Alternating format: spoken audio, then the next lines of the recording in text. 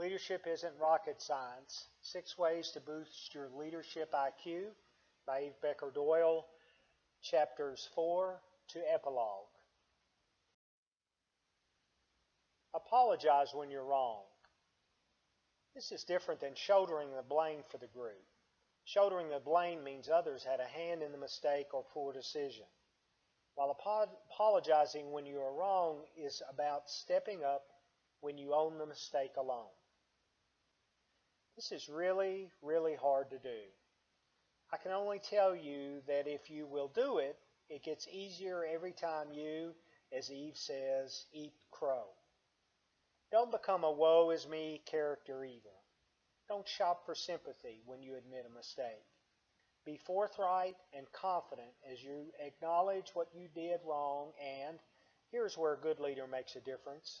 Call on those you mentor to help you come up with a plan to overcome the mistake in order to make something better out of the wreckage of your error.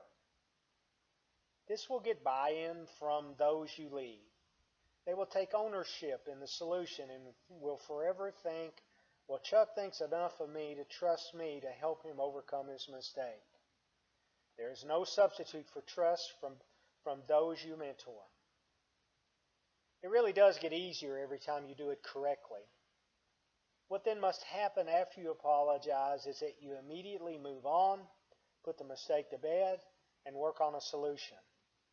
The people, and we all know them, who aren't willing to take the blame for a mistake lose the trust of those who know the truth. This trust can likely never be regained. You just can't get away with not doing the right thing, even when it's hard to do, and even harder to swallow the crow. Acknowledge and manage conflict. Of the many lessons of leadership, especially if it isn't rocket science, this one is a weakness for me. I worked on this throughout my time as a leader and still have to. It is certainly an area where Eve was helpful to me. Since she wrote the book at the end of my service, she really had to work with me on this one-on-one without the benefit of throwing the book at me and saying, "Read this, knucklehead."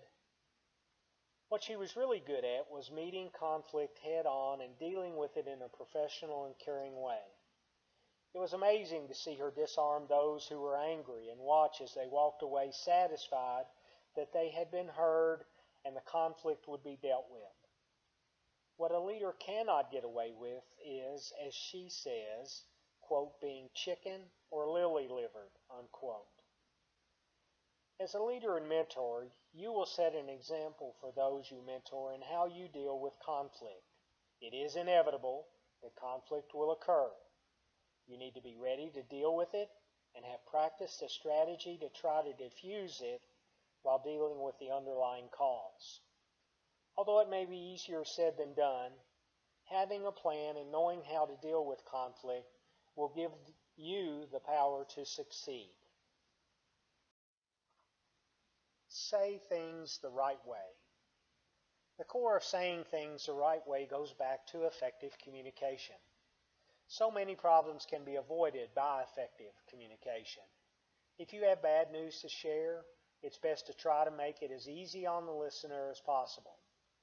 In sharing bad news, an effective way for me is to write things out and practice it before I visit with the person. In doing so, I know what I'm going to say. I've heard myself say it and feel comfortable that I'm saying it in as caring a way as I can while leaving no room for misunderstanding. A pitfall of poor communication occurs when the leader is unclear or ambiguous.